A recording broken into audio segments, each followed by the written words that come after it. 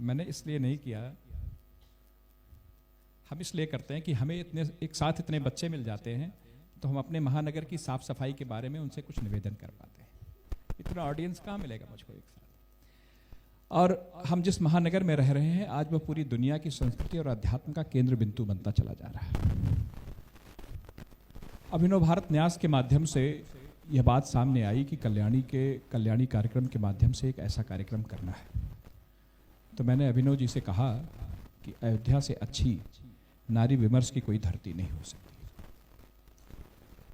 जिस व्यक्ति ने अहिल्या जैसी नारी का उद्धार किया, जिसके साथ समाज का कोई व्यक्ति खड़ा नहीं होना चाहता। भगवान ने श्रीमद् वाल्मीकि रामायण में तो यह साफ साफ लिखा है कि अहिल्या के उद्धार के बाद उनके चरण भी छुए थे। जो व्यक्ति सबरी के साथ खड़ा रहा, सबरी की प्रतीक्षा को जिसने सार्थक किया और अपने अभियान के लिए जिसने सबरी से महत्वपूर्ण दिशा निर्देश लिए, जिस व्यक्ति ने अपनी पत्नी को प्राप्त करने के लिए उस समय दुनिया की सबसे बड़ी शक्ति को निर्णायक तौर पर परास्त किया, उस व्यक्ति को आधुनिक स्त्री विमर्श में कभी न कभी गर्हित दृष्टि से देखा जाता है। और अयोध्या की वह धरती है जिसपे उस गर्हित दृष्टिकोण का जवाब देना चाहिए। मैं कल्याणी के आयोजकों के माध्यम से यहाँ पे जो पैनलिस्ट हैं उनसे यह अनुरोध करूंगा कि यह जो झूठा विमर्श और झूठे विचार तथा कथित वामपंथियों द्वारा हमारी लोक मनीषा में, हमारे लोक स्मृति में स्थापित किए गए हैं, उस पर निर्णायक बात अयोध्या की धरती से जानी चाहिए।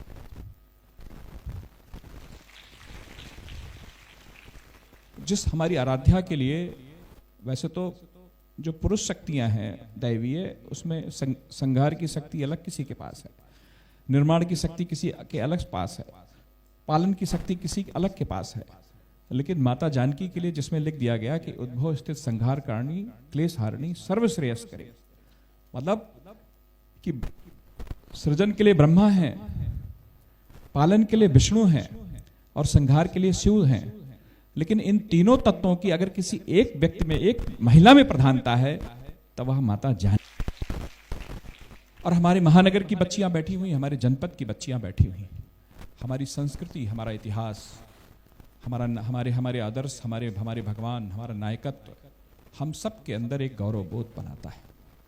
मैं बहुत स्थानीय स्तर पर बात करूंगा कि हम दुनिया के किसी भी कोने में चले जाएं, अगर आप अयोध्या की बच्ची हैं और आपका जैसे ही परिचय होता है कि आप अयोध्या से आई हैं, सारी दुनिया आपके सम्मान में खड़ी हो जाती है, आपको सम्मान देने लगती है। तो उसके पीछे कारण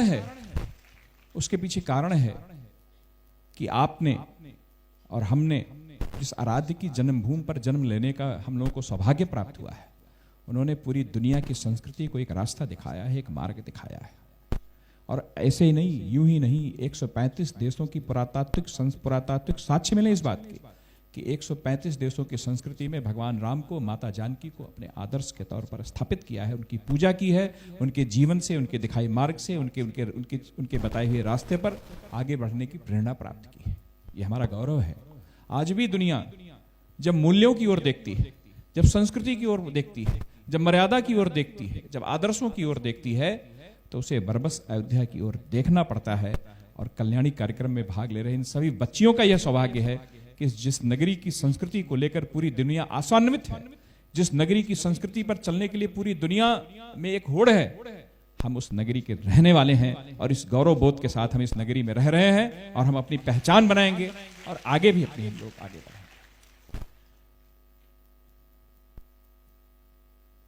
और अयोध्या, इन्होंने तो सदैव जो धर्म का क्षेत्र है उसमें कभी कभी स्त्रियों के निषेध के लेकर बहुत सी बातें होती हैं, लेकिन वो भगवान माता जानकी के साथ चाहे उनकी 8 सखियां आई हों, चाहे वृषभान कुंवर जिनको रामकाव्य की मीरा कहा जाता है वो आई हों, और चाहे आज के समय में डॉक्टर सुनीता शास्त्री से लेकर और मंदाकिनी जी से लेकर और जितनी भी विदुषी महिलाएं अयोध्या की हैं, अयोध्या के जनमानस ने भी, लोकमानस ने भी और यहाँ के विद्युजीवी वर्ग ने, सबने आगे बढ़कर वो अपने सर आंखों पर बिठाया है और उनकी प्रतिभा को, उनकी मेधा को जो सम्मान देना चाहिए वो सम्मान हम लोगों ने दिया है। मैं इस उद्घाटन सत्र में कल्याणी के इस आयोजकों के प्रति, आप सबके प्रति बहुत शुभकामना व्यक्त करता हूं और अपने महानगर की बच्चियों से इस बात के संकल्प के साथ कि आप जब यहां से जाएं तो इस बात का संकल्प लेकर जाएं कि अपने महानगर को हमें बहुत आगे ले जाना है। इसकी स्वच्छता के दृष्टिकोण से भी हमें प्रयास करना है। जहां पर बच्चियां ज्यादा रहती, जहां बच्चियों के ज्यादा स्कूल रहते हैं, वहां पर हमें साफ सफाई के लिए बहुत ज्यादा प्रयास नहीं करना पड़ता है, क्योंकि आपके अंदर स्वच्छता स्वाभाविक है। आप पूरे घर की स्वच्छता को अपनी जिम्मेवारी समझ के करती हैं। तो इस उम्मीद के साथ कि हम लोगों ने जिस तरह से स्वच्छता की रैंकिंग में आगे छलांग लगाई है, आप सब लोग हमारे साथ हमारा सहयोग करेंगे और हम लोग इसको और आगे बढ़ाएंगे। हम लोग महानगर को अपने और आगे ले जाएंगे। और आप सब लोग इस यहाँ के इन विभिन्न सत्रों में विभिन्न विचारों से संबद्धित होकर उनसे उस वैचारिक ऊर्जा से ओतप्रोत होकर जब यहाँ से निकलेंगी तो एक ज्यादा सक्षम, संवेदनशील और ज्यादा व्यापक दृष्टिकोण लेकर यहाँ से जाएंगी।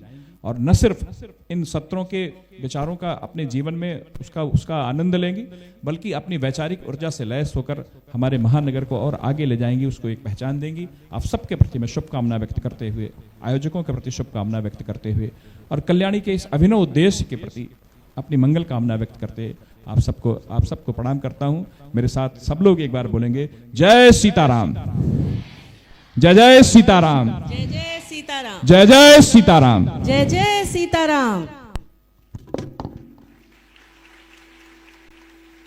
बहुत बहुत धन्यवाद सर, आपने अपने आशीर्वचनों से हमारी बच्चियों को और हम सबको अभिषिंचित किया, इसके लिए आपका बहुत बहुत धन्यवाद। अब मैं पूर्वांचल के सबसे बड़े महाविद्यालय कामता प्रसाद सुंदर लाल साकेत महाविद्यालय के पूर्व प्राचार्य श्री अभय कुमार सिंह जी को मंच पर आमंत्रित करती हूँ कि वे मंच पर आएं और अपने शुभाशीष से हम सभी को अनुग्रहित करें।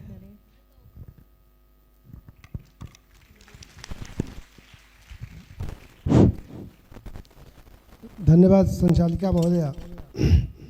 आज कल्याणी के इस उद्घाटन सत्र में मंचासीन हमारे अतिथिगण, सामने बैठे हमारे अयोध्या जनपद की महानगर की छात्राएं, अध्यापिकाएं, सुधीजन और नागरिक बंधु। एक कहावत है गांव में ही कि बिन घर नहीं घर भूत का डेरा। जो कल्याणी कार्यक्रम है स्त्रियों के उत्थान के लिए, तो हम लोग जब बचपन में थे तो ये कहावत बहुत प्रचलित हुआ करती थी। एक ये और एक मंच से अभी कुछ वक्ताओं ने कहा है कि पुरुष से ज़्यादा महिलाएं ज्ञानवान होती हैं।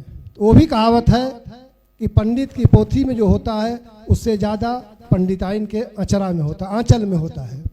तो निश्चित रूप से महिलाएं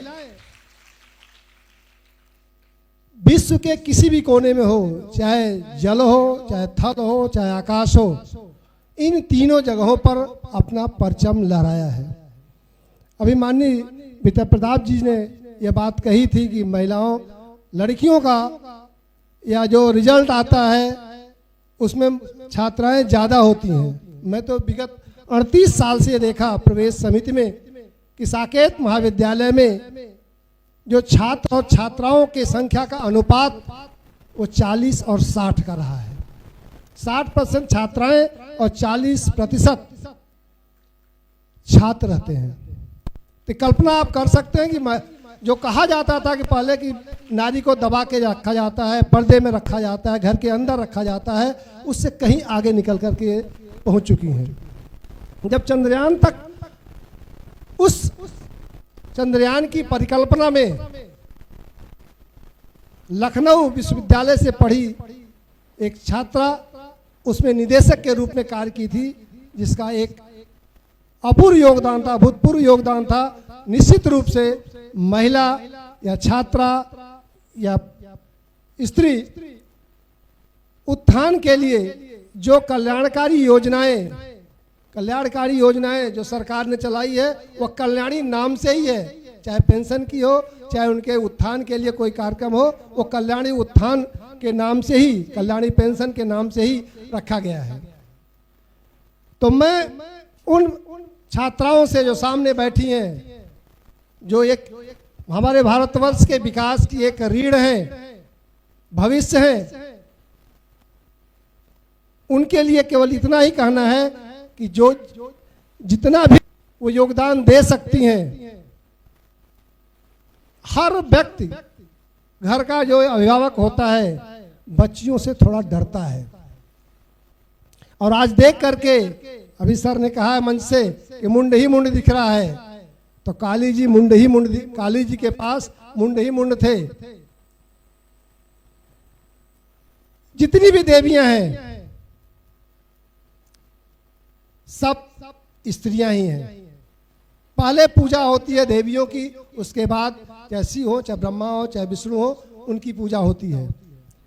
नाम पुरुष प्रधान कहा जाता है कि पूरा भारतवर्ष पुरुष प्रधान देश है, लेकिन सबसे पहले स्त्री का नाम होता है, तब पुरुष का नाम होता है। जितने भी आप देखेंगे पहले स्त्रियां तब पुरुष होते हैं।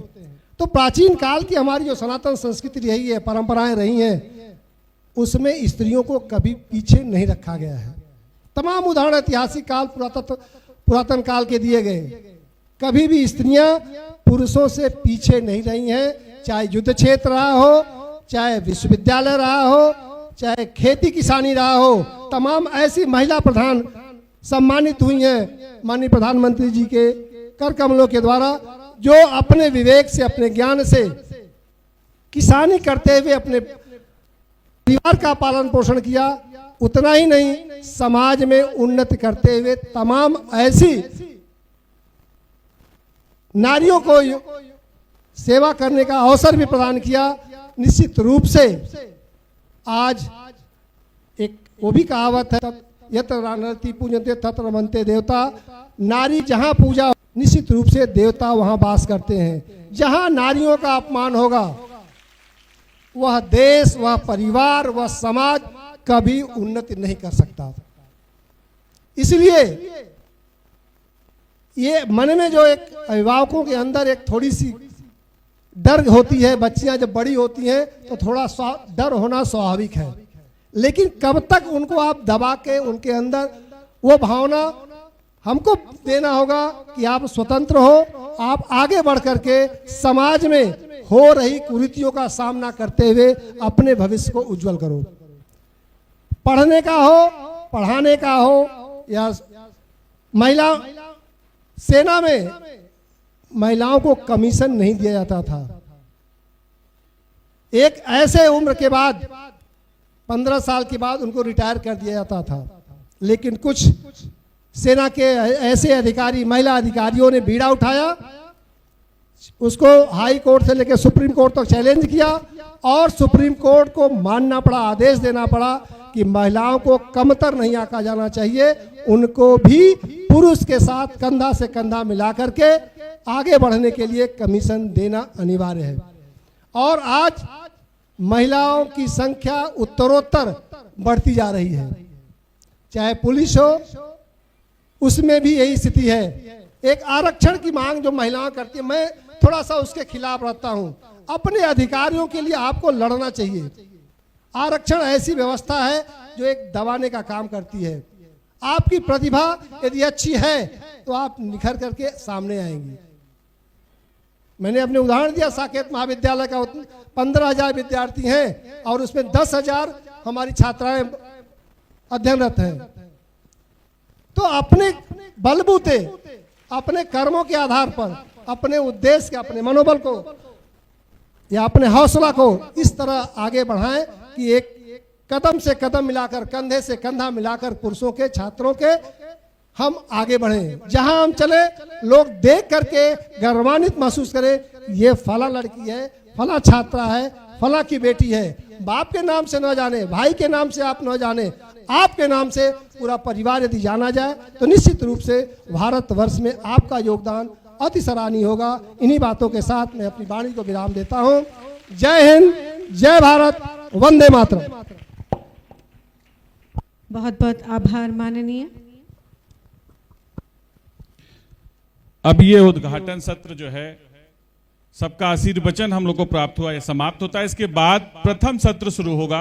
अभी तक आपको सुनने का मौका था, उद्बोधन व्याख्यान सुनने का, आशीर्वचन प्राप्त करने का मौका था। अब इसके बाद जो सत्र प्रारंभ होंगे उसमें आपको संवाद करने का भी मौका मिलेगा, तो बहुत सुंदर रहेगा। प्रथम सत्र इसके बाद शुरू होगा। भारत का गौरव एवं संस्कृति की छाया, मूल्य शिक्षा एवं कुटुंब प्रबोधन। तो इस मंच के बाद सब लोग फिर से बैठेंगे, आप लोग यहीं बैठिएगा, हम माननीय अतिथियों के साथ फिर से मिलते हैं। धन्यवाद।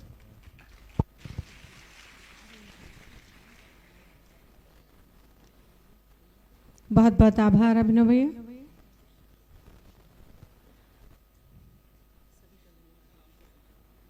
सभी मंच पर उपस्थित माननीयों का आभार और धन्यवाद।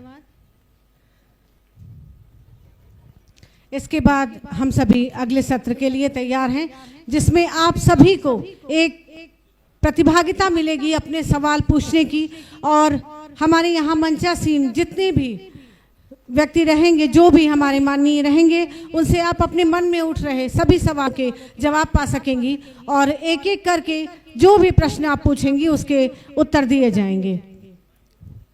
इस कार्यक्रम की सफलता इस बात का भी प्रमाण है कि आगे से लेकर के पीछे तक, जैसे कि माननीयों ने कहा, मुंड ही मुंड दिखाई दे रहे हैं, लेकिन एक प्रचलित कथा है कि जहां महिलाएं हो वहां वार्ता जरूर होती है।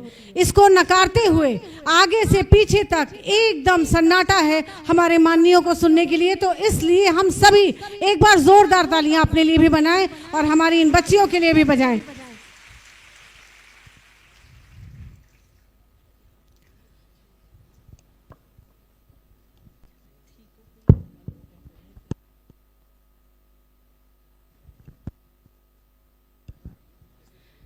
हमारे पास किसी बच्चे का नाम आया था कि जो कोई कार्यक्रम एक प्रस्तुत करना चाहती थी।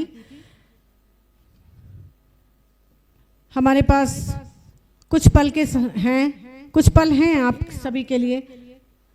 अगर वो बच्ची आना चाहे और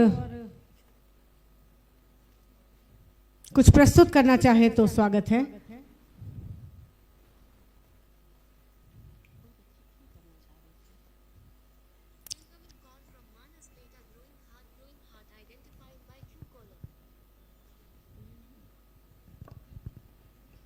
आप ही के बीच से किसी बच्ची का नाम आया था।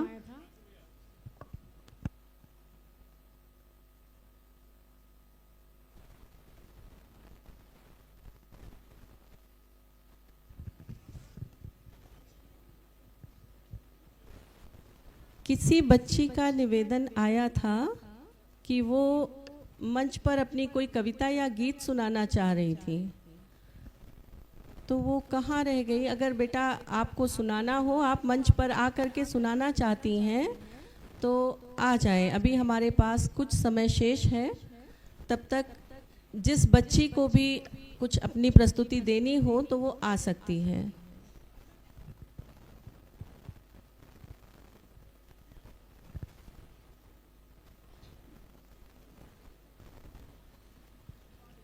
बच्चियों के पास इतना खजाना होता है कि वो अपना अगर खजाने का एक कोना भी खोल दे तो पूरा दिन बीत सकता है।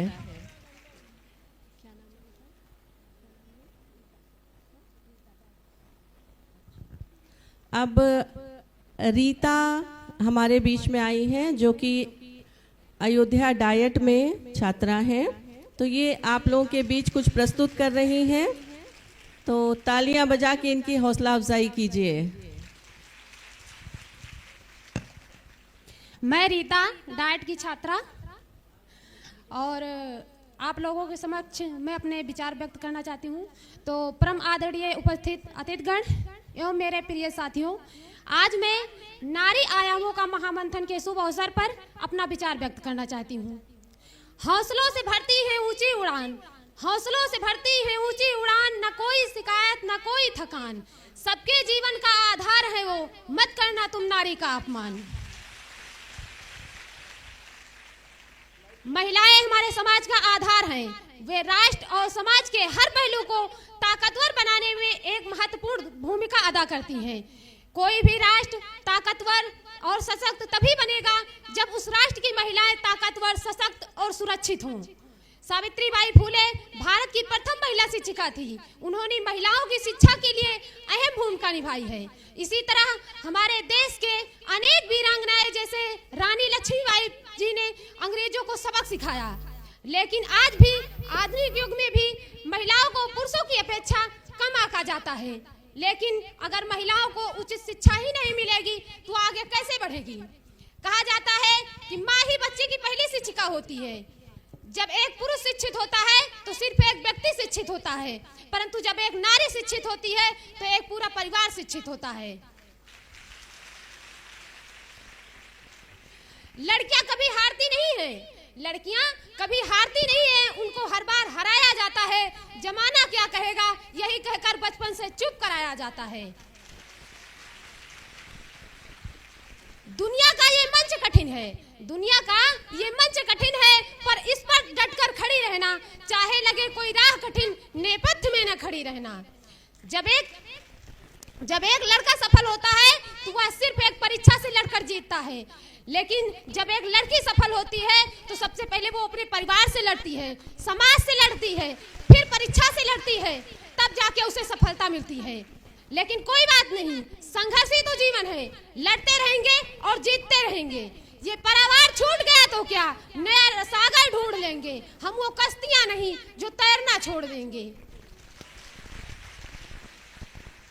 कदम चलते रहेंगे जब तक सांस है, कदम चलते रहेंगे जब तक सांस है।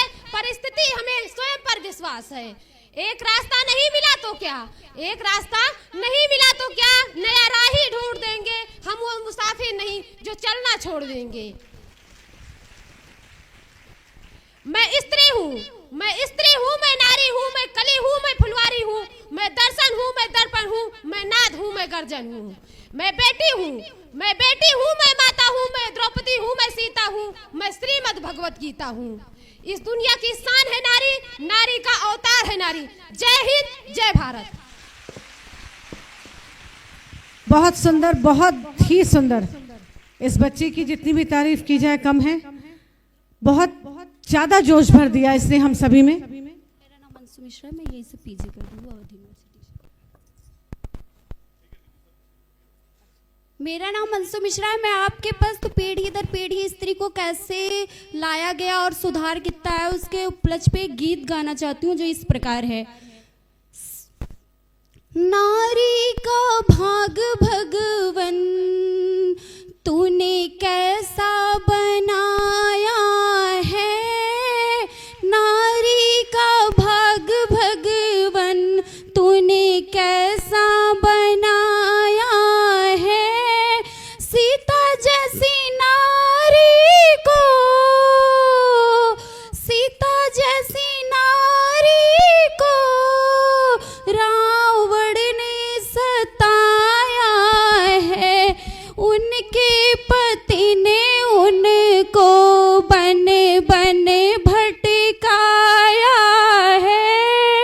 नारी का भाग भगवन तूने कैसा बनाया है। मीरा जैसे नारी को राणा ने सताया है। मीरा जैसी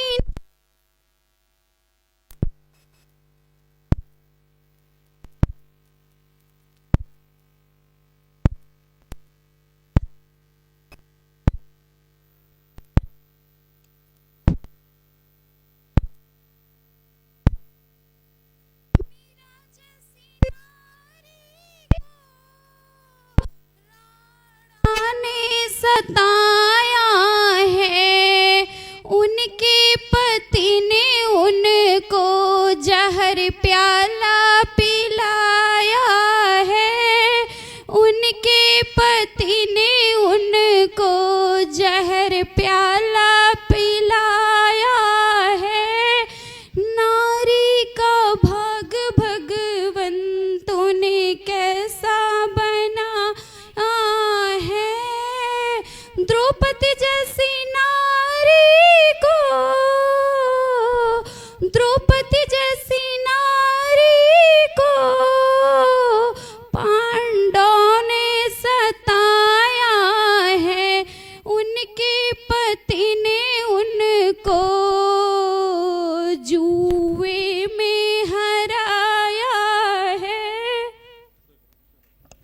बहुत बहुत बहुत सुंदर। अब हम कार्यक्रम को आगे बढ़ाते हुए इसके अगले सत्र की तरफ धीरे धीरे बढ़ रहे हैं, जिस सत्र में आपका हमारे मंचासीन अतिथियों से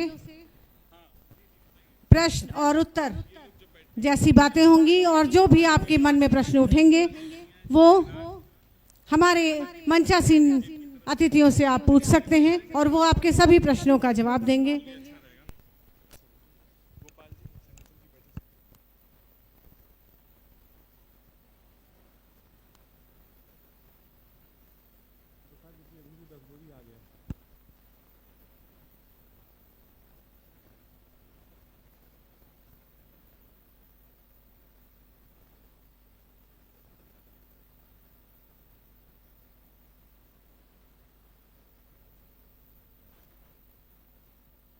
हमारे इस सत्र के अतिथिगण हैं आदरणीय शशि दीदी जी, जो क्षेत्र प्रचारिका हैं राष्ट्र सेविका समिति की, श्रीमान विजय प्रताप जी, प्राण संगठन मंत्री विश्व हिंदू परिषद, और डॉक्टर अरुण प्रकाश जी, जो एक शिक्षाविद, विचारक और दार्शनिक हैं। ये सभी अभी कुछ ही देर में हमारे मंच पर होंगे और आप सभी उनको सुन सकेंगे और आपके मन में जो भी विचार उमड़ेंगे उनसे आप उन सभी चीज़ों के बारे में पूछ सकेंगे और अपने समाधान पा सकेंगे। और इसी सत्र में श्रीमान गोपाल जी, जो श्री राम जन्मभूमि मंदिर के व्यवस्थापक हैं और केंद्रीय मंत्री हैं विश्व हिंदू परिषद के, उनको भी सत्र में रहना था, लेकिन गुजरात में एक संगठन की बैठक के कारण वो नहीं रहे हमारे बीच। उन्होंने कहा कि हमारी शुभकामनाएं हैं और उन्होंने अपना एक वीडियो संदेश आपके आशीर्वचन के लिए अपना पाथे जो हम लोग को प्रदान किया है, और उनके सहयोग से आप जितने भी लोग हैं यहाँ, सब लोग को भगवान राम लला का दर्शन प्राप्त होगा। उन्होंने सारे अपनी बच्चियों के लिए व्यवस्था बनाई है, साथ में उनकी तरफ से सबके लिए 10 बोरी प्रसाद भेजा गया है, सबको वितरित होगा, सबको रामलला का आशीर्वाद प्राप्त होगा। और साथ में इनका वीडियो मैसेज एक जो आया है, हम निवेदन करते हैं अपने सहयोगी से कि वीडियो मैसेज प्ले करते हैं, फिर तब तक अतिथि आ रहे हैं।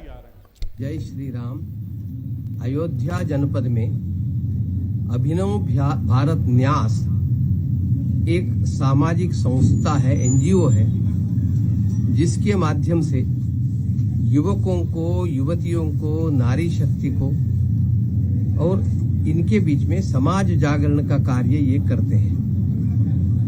मेरा 2-3 साल से इनका संबंध है।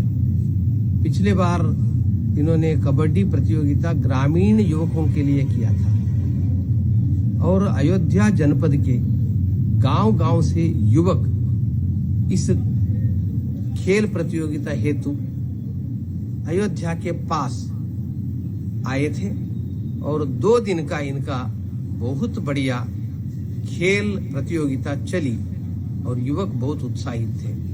केवल प्रतियोगिता मात्र नहीं था, उसमें उद्बोधन भी था, युवकों को प्रेरणा देने वाले विषय भी थी, अच्छे वक्ता भी आए थे, श्रेष्ठतम संत कई आए थे, उनमें से मिथिलेश नंदिनी शरण जी भी आए थे, मुझे भी जाने का अवसर मिला था।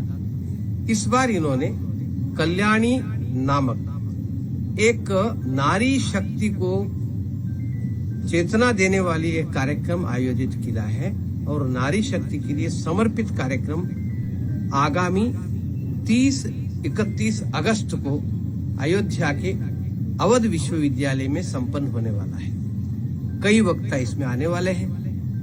नारी शक्ति के लिए शारीरिक ट्रेनिंग भी देंगे, प्रेरणा भी देंगे, उनको आत्मविश्वास बढ़ाने के लिए, उनके अंदर की शक्ति को बढ़ाने हेतु तो इन्होंने बहुत अच्छी योजना बनाई है और इस कार्यक्रम के द्वारा युवतियों को और नारी शक्ति को सही अर्थ में एक प्रोत्साहन मिलेगा। समाज के कार्य हेतु, अपने स्वयं की सुरक्षा हेतु और राष्ट्र भाव को जागरण करने हेतु ये कार्यक्रम बहुत अद्भुत सिद्ध होगा, ऐसे मुझे लगता है। इन्होंने निश्चय भी किया है कि 31 तारीख सुबह यहाँ जो रामकोट की अंतर्ग्रही परिक्रमा चलती है, उसमें भी भाग लेने का संकल्प इन्होंने किया है।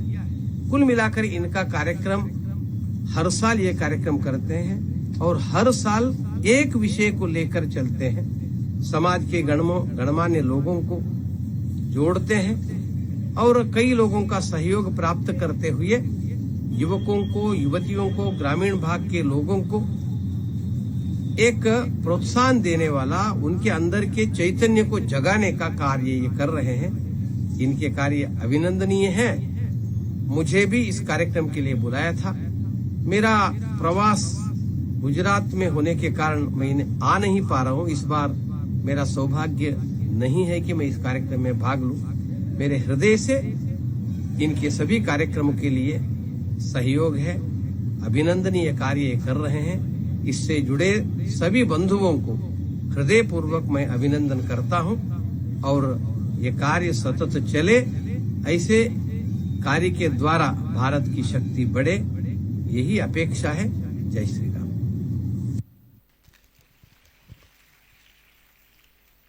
अभी आपने माननीय श्री गोपाल जी के वीडियो मैसेज को सुना।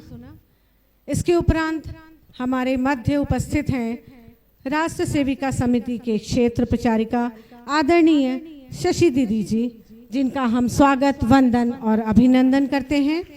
आपका मार्गदर्शन हमें आज कल्याणी कार्यक्रम के प्रथम दिवस के उद्घाटन सत्र के उपरांत प्रथम सत्र में मिलेगा, जिसका विषय है भारत का गौरव एवं संस्कृति की छाया एवं मूल्य शिक्षा और कुटुंब प्रबोधन विषय।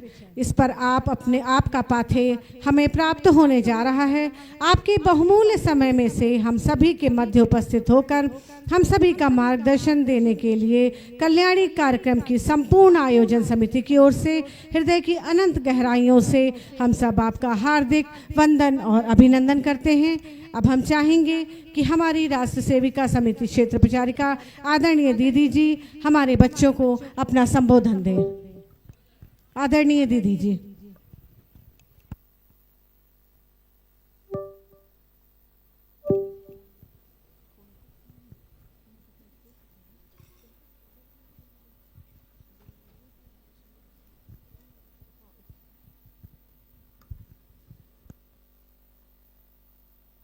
सभी बहुत ही ध्यान से दीदी जी का संबोधन सुनेंगे और आपके प्रश्न में जो भी प्रश्न उठेंगे सत्रांत आप उनका समाधान करेंगे। दीदी जी से पूछ करके आपके प्रश्न आएंगे और उनके जवाब आपको मिलेंगे।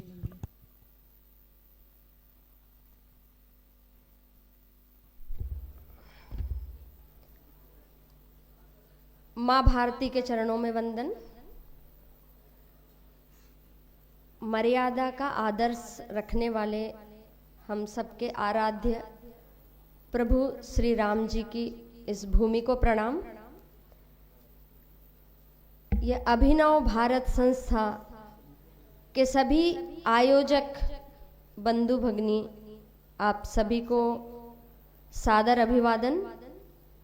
और मेरे समक्ष उपस्थित जिन्हें मैं देख रही हूँ, ये अद्वितीय अद्भुत ऐसे स्वयंभू राष्ट्र भारत का वर्तमान जो युवा पीढ़ी आज सामने दिखाई दे रही है, यह वास्तव में भारत का वर्तमान है। क्योंकि अभी वर्तमान में हम जिस आयु में हैं और उस आयु में हमें जो करना है, जो हम कर रहे हैं, वह ही इस राष्ट्र का भविष्य बनेगा। और ऐसे भारत के वर्तमान को दिशा देने वाले, भारत के भविष्य के निर्माताओं को तैयार करने की जिम्मेदारी जिन्हें मिली, ऐसे कुछ शिक्षक और शिक्षिका बंधु भगिनी, आप सभी को मेरा सादर वंदन। राष्ट्रस्य सुदृढ़ा शक्ति समाजस्य च धारणी भारते संस्कृता नारी मता नारायणी सदा। ऐसे भारत जिसका नाम ही एक मातृ संबोधन से है, जिसको हमने माँ माना है, माँ कहा है, ऐसे भारत भूमि की हम सब संतानें और इस भूमि में जन्म होने के कारण हमारा दायित्व क्या है, हमारी भूमिका क्या है, हमारी पहचान क्या है। आज इसको जीने वाले, इसको समझने के लिए और आगे एक इस प्रवाह को ले जाने के लिए ये एक प्रकार का चिंतन मंथन अपने समक्ष है। चूंकि मेरे परिचय में आया, राष्ट्र सेविका समिति की प्रचारिका हूं। 1936 में राष्ट्र सेविका समिति का एक छोटा बीजारोपण करने वाली वंदनीय लक्ष्मीबाई केलकर जी, जिन्होंने मातृशक्ति के लिए यह सोचा कि इस राष्ट्र का आधा हिस्सा राष्ट्र के विचारों से वंचित न रहे, इसीलिए राष्ट्र सेविका समिति के माध्यम से छोटी बालिकाओं को, युवतियों को, मातृशक्तियों को राष्ट्रभक्ति के इन विचारों से पोषण मिलना चाहिए, इसीलिए यह संगठन प्रारंभ किया। और उनका एक उद्बोधन का एक प्रसंग मैं आपके समक्ष रखती हूँ। शायद उस समय कहा गया, लेकिन इस विश्व के लिए, विश्व कल्याण के लिए ये सदैव एक सूत्र के रूप में है। और वो सूत्र क्या है? तो वंदनीय लक्ष्मीबाई केलकर जी ने कहा अपने एक उद्बोधन में कि हम मनुष्य होने के नाते अपने जीवन में अनेक प्रकार की सजीव निर्जीव वस्तुओं का उपयोग करते हैं,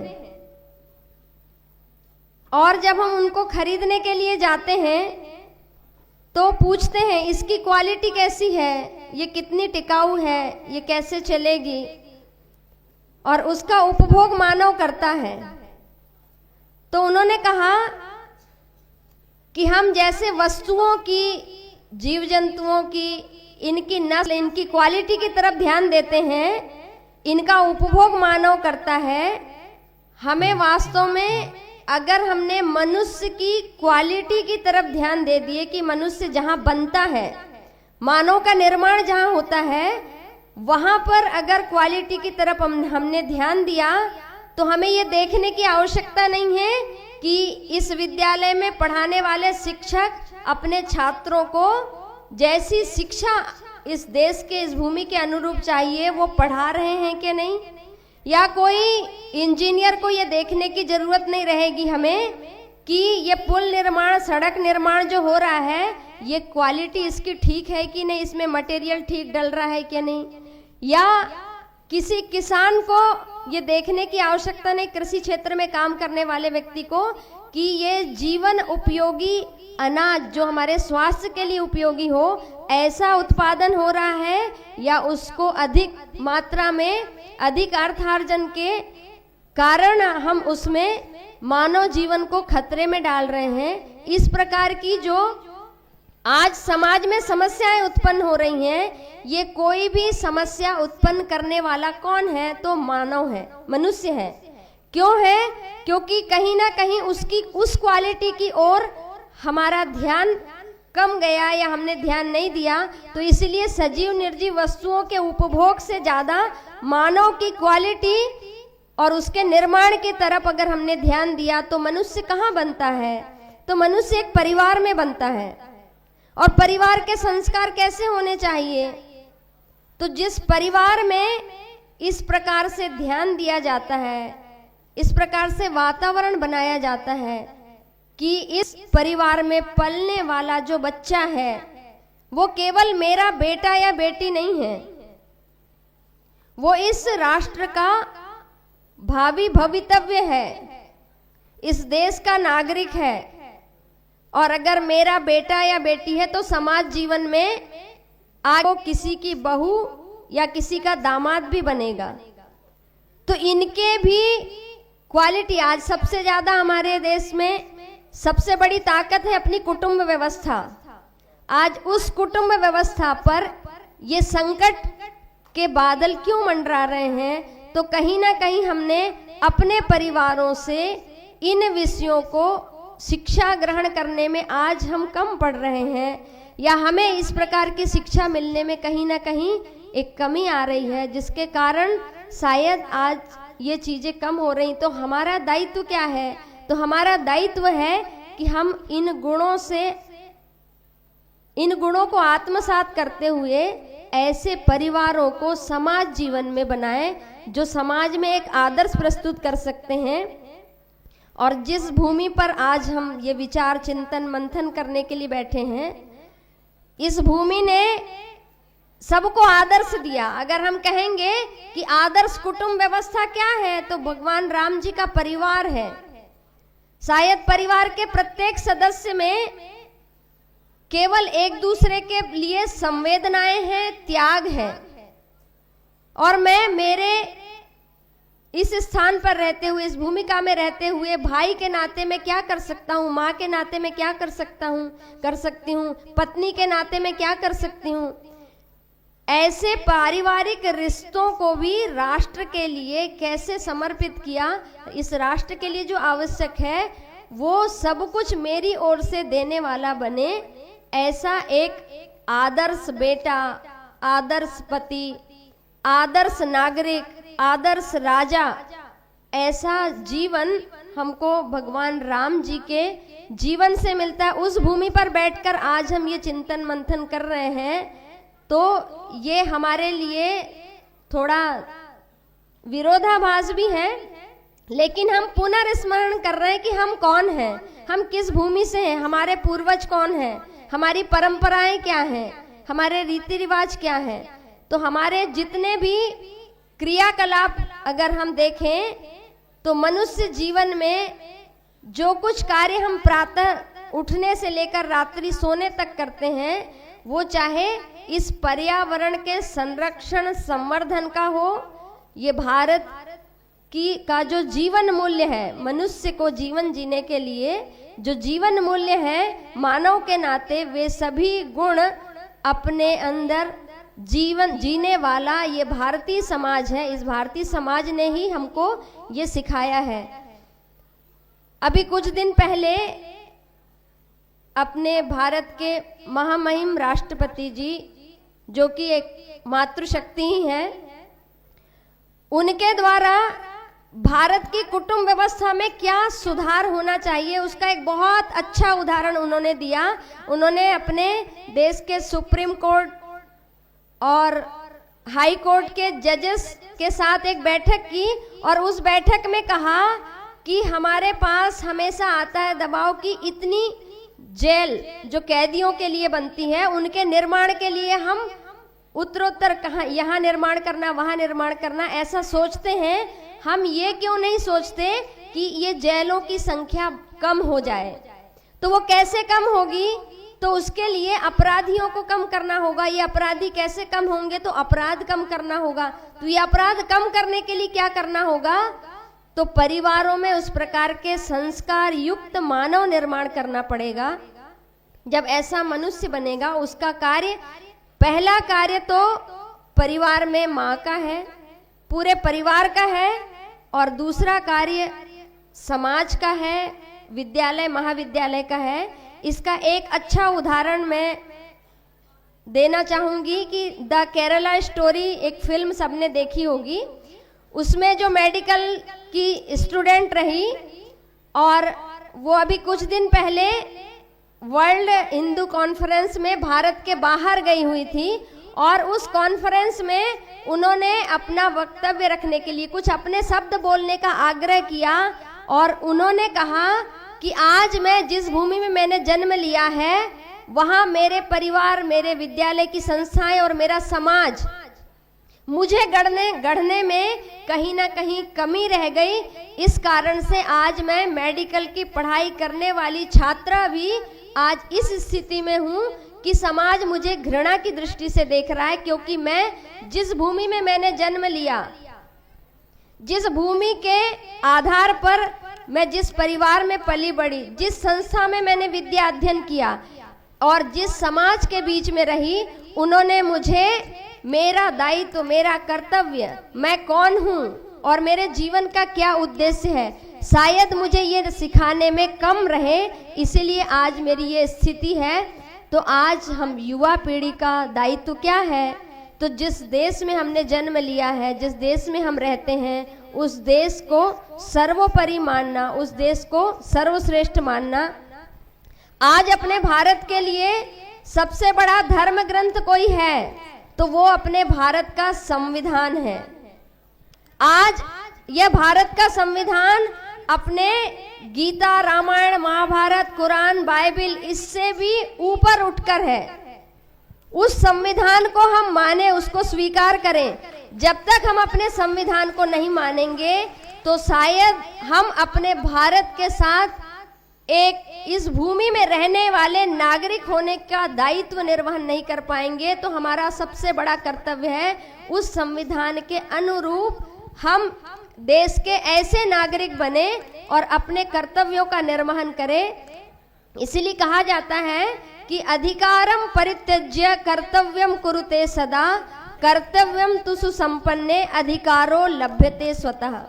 यदि प्रत्येक व्यक्ति अपने कर्तव्य का पालन करने लग जाए, चाहे वो विद्यार्थी के नाते उसका कर्तव्य हो, परिवार में बेटी के नाते उसका कर्तव्य हो, किसी संस्था में कर्मचारी के नाते उसका कर्तव्य हो, हम अपने कर्तव्यों का पालन जब करते हैं तो दूसरों के अधिकार उन्हें स्वतः मिल जाते हैं।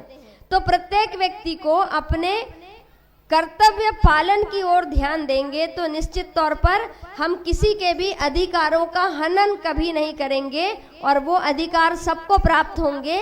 आज इस युवा पीढ़ी को इन विषयों को समझने की आवश्यकता है अपने राष्ट्र के लिए, अपने देश के लिए, अपने समाज के लिए। और उस संविधान को अगर हम उठाकर देखते हैं तो वो संविधान बाबा साहब अंबेडकर जी ने लिखा, लेकिन उसमें 15 मात्र शक्तियां थी जो उस संविधान लेखन में सहयोगी रहीं। और उन 15 मात्र शक्तियों को हम देखेंगे तो समाज के प्रत्येक वर्ग से आती हैं। ऐसा नहीं कि एक ही प्रकार की, एक ही कैटेगरी की मात्र शक्तियां हो, सभी वर्गों को उसमें स्थान दिया, सम्मान दिया। यानी मातृ शक्ति को उस समय भी सर्वश्रेष्ठ स्थान पर रखते हुए उनके विचारों का भी एक अच्छा जो देश के कार्य के लिए, राष्ट्र के कार्य के लिए था, उसको सम्मान पूर्वक स्थान देते हुए यह कार्य उस समय भी हुआ और आज भी हो रहा है। हमारी युवा पीढ़ी के लिए बड़े गौरव की बात है कि हमारे देश में आज का युवा कैसा भारत चाहता है। ऐसा भारत निर्माण करने के लिए इस देश में एक युवा संसद प्रारंभ हुई है। शायद कभी इनमें से किसी को भाग लेने का अवसर मिला होगा। 2020 या 21 में अपने उत्तर प्रदेश की एक बेटी, कानपुर की एक सेविका जो विद्या मंदिर की छात्रा रही है, राष्ट्र सेविका समिति की सेविका रही, मुदिता मिश्रा नाम है। गूगल सर्च करेंगे तो आज भी उनका वक्तव्य मिलेगा, जिन्होंने युवा संसद की प्रथम पुरस्कार विजेता के रूप में कीर्तिमान स्थापित किया। और उस युवा संसद में अपने जैसे इस आयु के युवा हम आगे का भारत कैसा चाहते हैं, ये भारत में किन किन चीजों के लिए विकास के दौर पे हम सोचते हैं, क्योंकि वो भारत हमारा भारत है और हम ही उस भारत के भवितव्य हैं। इसीलिए हम कैसा भारत चाहते हैं, ऐसे भारत के निर्माण के लिए आज मेरी सोच कैसी हो, इस सोच के आधार पर और युवा संसद आज भारत के अंदर युवाओं के विचार को केवल सुनते नहीं हैं और नीति निर्माण करने में उन युवाओं का बड़ा योगदान रह रहा है। ये आज हमारे लिए बहुत बड़े गर्व की बात है। और देश की स्वतंत्रता तो 15 अगस्त 1947 को हम कहते हैं, लेकिन वास्तव में उस दिन अपनी सत्ता का हस्तांतरण है और वास्तविक स्वतंत्रता की ओर हम अब बढ़ रहे हैं। स्वतंत्र यानी इस भारत के अनुरूप क्या चाहिए, कैसा होना चाहिए, यहाँ का तंत्र ज्ञान क्या होगा, यहाँ के भारत के इन विषयों को ध्यान में रखते हुए आज भारत रक्षा के क्षेत्र में, कला के क्षेत्र में, साहित्य के क्षेत्र में आज अपनी अग्रणी भूमिका निभा रहा है और जिसमें बहनों का योगदान, युवा पीढ़ी का योगदान आज बहुत अधिक है। तो ऐसे एक युवा भारत के रूप में और अभिनव भारत के रूप में हम अपने भारत को निर्माण करेंगे। अंत में एक प्रसंग बताकर मैं अपनी बात को विराम देती हूँ कि एक पुरानी फिल्म है जिसका नाम है नवयुग। उसमें एक गीत है, उस गीत में क्लास में छात्र छात्राएं बैठे रहते हैं और शिक्षक पढ़ाते हैं, और उस गीत के माध्यम से शिक्षक बच्चों को बताते हैं कि जब देश स्वतंत्र हो जाएगा, शांति होगी, अमन होगा, चैन होगा, भाईचारा होगा, और हम अपने भारत को अपने अनुसार बनाएंगे, ऐसा भारत हमारा रहेगा। देश की स्वतंत्रता हो जाती है, परंतु वैसा भारत उन युवाओं को देखने के लिए नहीं मिलता। तो उसी गीत में वे सभी छात्र शिक्षक को कहते हैं कि आपने हमें जो पढ़ाया वो सब कुछ गलत पढ़ाया, क्योंकि देश तो स्वतंत्र हो गया लेकिन ऐसा वातावरण नहीं बना, ऐसा कुछ भी दिखाई नहीं दे रहा है। तब शिक्षक उसी गीत में समझाते हैं कि इतने वर्षों की जो गुलामी है, इतने वर्षों का जो संघर्ष है, इस भारत भूमि के लोगों ने जो झेला है, हमने जो झेला है, उस संघर्ष के कारण जो निराशा का वातावरण हमारे देश में निर्माण हुआ है, ये एक पल में जाने वाला नहीं है, ये धीरे धीरे आएगा। और नवयुग अपने आप नहीं आएगा, नवयुग हम लाएंगे, आपके हमारे करने से ये नवयुग आएगा। तो ऐसा नवयुग लाने के लिए आज युवा पीढ़ी का योगदान, हम सब की भूमिका, आज हम छात्र जीवन में हैं और अपने राष्ट्र के लिए सबसे ज्यादा, यानी इस आयु में सबसे ज्यादा एनर्जेटिक होते हैं मनुष्य, युवक युवतियां, और इस युवा शक्ति का देश के लिए कैसा अच्छा उपयोग करना, बुद्धि का, कला का, कौशल का, और किसी भी प्रकार के नशे में न फंसते हुए मेरी शक्ति, बुद्धि, युक्ति मेरे राष्ट्र के लिए कैसे उपयोगी हो सकती है। तो ऐसे राष्ट्र गौरव को बढ़ाने वाला कार्य हम सब करेंगे। और इन्हीं शब्दों के साथ में सभी नवयुग अभिनव भारत संस्था और ये जो कल्याणी कार्यक्रम है, अपने इस कार्य से ही विश्व कल्याण की कामना को हम सिद्ध कर सकेंगे। और जो सर्वे भवन्तु सुखिनः, सर्वे सन्तु निरामया, सर्वे भद्राणि पश्यन्तु मां कश्चित् दुःख भाग् भवेत्, इसी विचार के लिए हम सब कार्य कर रहे हैं। यही हमारे परिवार में हमें सिखाया जाता है, और हमारा परिवार ही हमारे राष्ट्र के लिए सबसे अच्छा इस राष्ट्र निर्माण की भावना को निर्माण करने वाला केंद्र है। सभी को शुभकामनाओं के साथ में अपने वाणी को विराम देती हूँ। भारत माता की जय, वंदे मातरम। बहुत बहुत धन्यवाद दीदी जी, आपका बहुत आभार, आपने हमारी बच्चियों का मार्गदर्शन किया। बाकी सारी बच्चियों के लिए ये सूचना है कि 1:30 बजे आपका लंच होना है, तो आप लोग शांति बनाए रखें। और किसी बच्ची को यदि कोई प्रश्न पूछना हो तो वो दीदी जी से पूछ सकती हैं। चलिए, अब मैं आमंत्रित करती हूँ डॉक्टर अरुण प्रकाश जी को। डॉक्टर अरुण प्रकाश जी धर्म दर्शन के विद्वान हैं और भारत कोरिया के सांस्कृतिक संबंधों के अग्रदूत भी हैं। उन्होंने विभिन्न पंथों और दर्शनों की समालोचना की है। आपकी प्रतिष्ठा ऐसे आचार्य के रूप में है जो विभिन्न दर्शनों के विद्वान हैं। आप वेदांत, न्याय, गुरु ग्रंथ साहब और आचारांग सूत्र और गांधी दर्शन जैसे अपने निबंधों के लिए प्रसिद्ध हैं। इन पुस्तकों के माध्यम से आपने भारतीय दार्शनिक परंपराओं, महावीर सूत्र और गांधी दर्शन की अनूठी व्याख्या की है। बच्चों, आप लोग शोर नहीं करिए, क्योंकि इतने महान और इतने विद्वान लोगों का सानिध्य हमेशा नहीं मिलेगा आपको। तो आप लोग कृपया शांति बनाए रखें और डॉक्टर अरुण प्रकाश जी का वक्तव्य सुने। धन्यवाद। फिर से जय सिया राम। हर हर महादेव। हम लोग तो उपदेश करने आए हैं, बोल के चले जाएंगे, लेकिन आप लोगों की जो स्थिति दिख रही है, लग रहा है कि अब खाने की जरूरत है, भोजन की। चलो थोड़ा सा और सुन लो। ये जो सत्र है, इस सत्र में 2-3 बिंदु हैं जो जिसके बारे में आप लोगों को उनके सिद्धांत स्पष्ट करने जरूरी हैं। जैसे भारत यहाँ पर आया, परिवार आया, कुटुंब, मूल्य शिक्षा, नैतिक शिक्षा।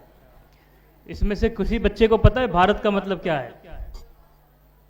भारत का अर्थ पता है किसी को? देखो, जिस देश में रहते हैं कम से कम उसका मतलब तो पता ही होना चाहिए। भारत की संस्कृति का गौरव तो तब करेंगे ना जब भारत पता होगा भारत है क्या।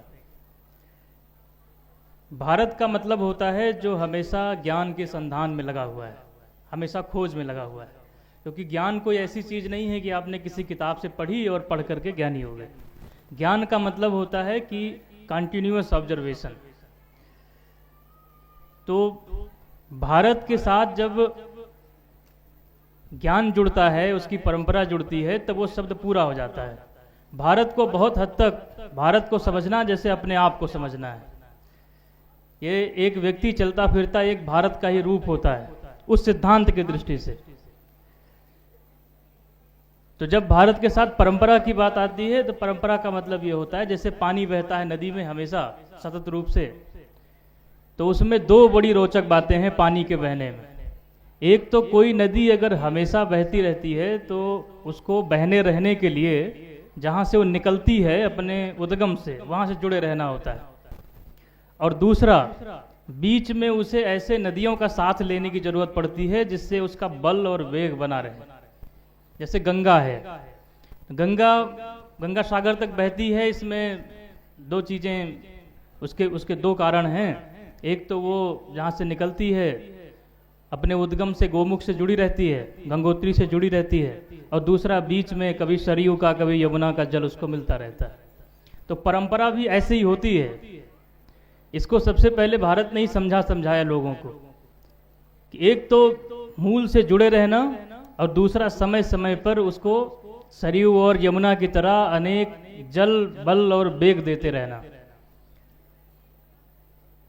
तो अभी तो खैर बहुत सारी भ्रांतियां परंपरा के अर्थ में हैं। परंपरा का मतलब हम लोग पुरानी बातों को दोहरा देने में समझते हैं, लेकिन परंपरा का जो ये वाक्य मैं यहाँ जो शिक्षिकाएं होंगी, आचार्यगण होंगे, उनके लिए कह रहा हूँ कि परंपरा का सही अर्थ ये होता है कि उसके तत्व अविनाशी रहें, अपरिवर्तनीय रहें, लेकिन पर्याय हर युग के साथ बदलते रहें।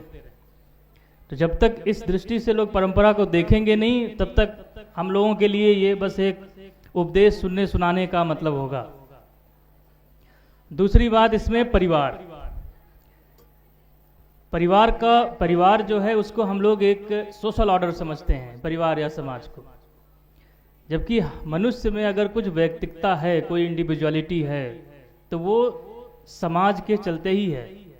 और जिस दिन समाज टूट जाएगा उस दिन मनुष्य की व्यक्तिगता भी टूट जाएगी। परिवार का कॉन्सेप्ट भले ही रक्त संबंध से आया है, लेकिन जो परिवार का कॉन्सेप्ट है वो बहुत रोचक है। मनुष्य का जीवन जो है बहुत विराट है, उसको एक शरीर से नहीं जिया जा सकता है। तो हम एक परिधि बनाते हैं बहुत से शरीरों की जिसके माध्यम से हम जीते हैं। जैसे खाने के लिए तो हमारा मुंह पर्याप्त है, लेकिन भावनात्मक रूप से हम किसी पर निर्भर होते हैं, वैचारिक रूप से मार्गदर्शन के लिए किसी पर निर्भर होते हैं। तो इसकी एक परिधि बनती है, वही परिवार है।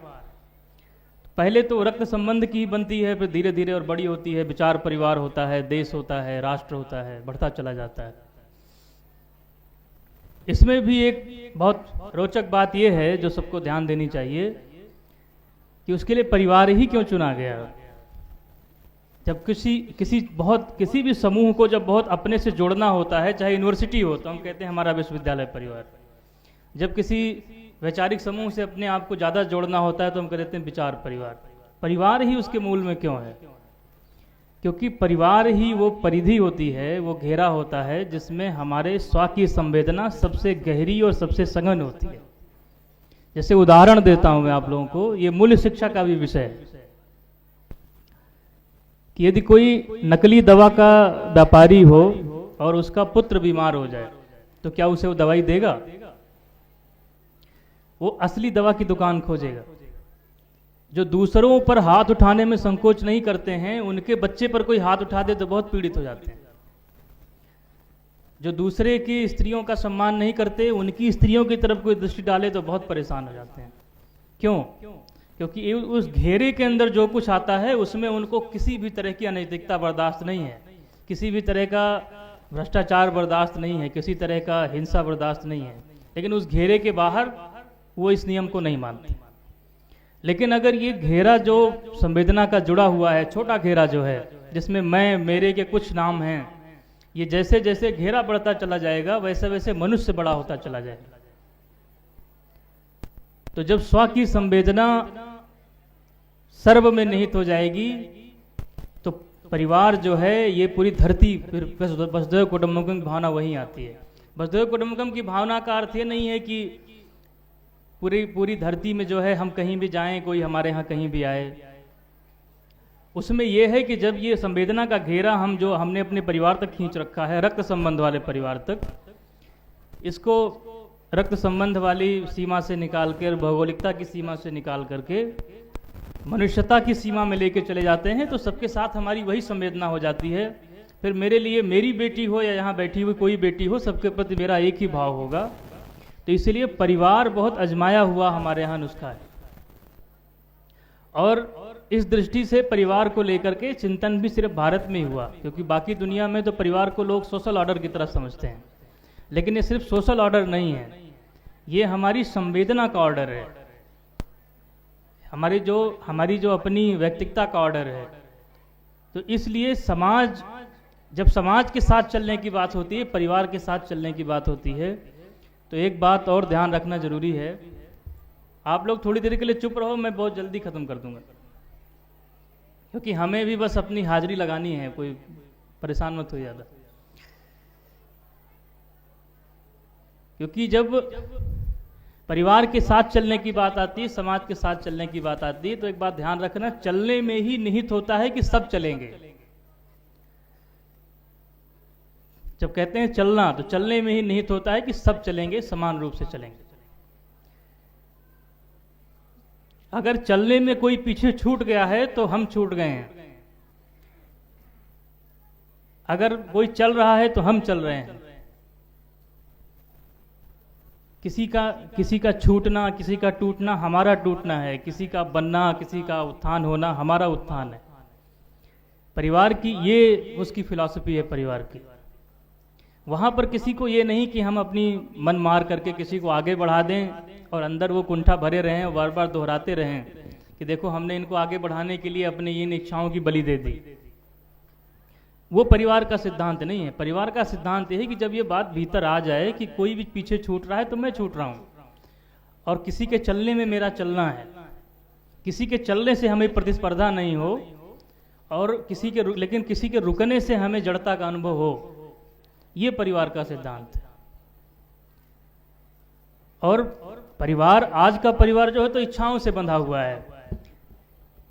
अब स्त्रियों के विषय में भी एक बात है कि जैसे हम जब बहुत सारे विमर्श स्त्रियों को चलते हैं, बहुत सारे कायिक संचेतना के विमर्श हैं, फेमिनिज्म वगैरह, उन सब चीज़ों में वो अच्छे डिस्कोर्स हैं, उनको सबको चलना चाहिए।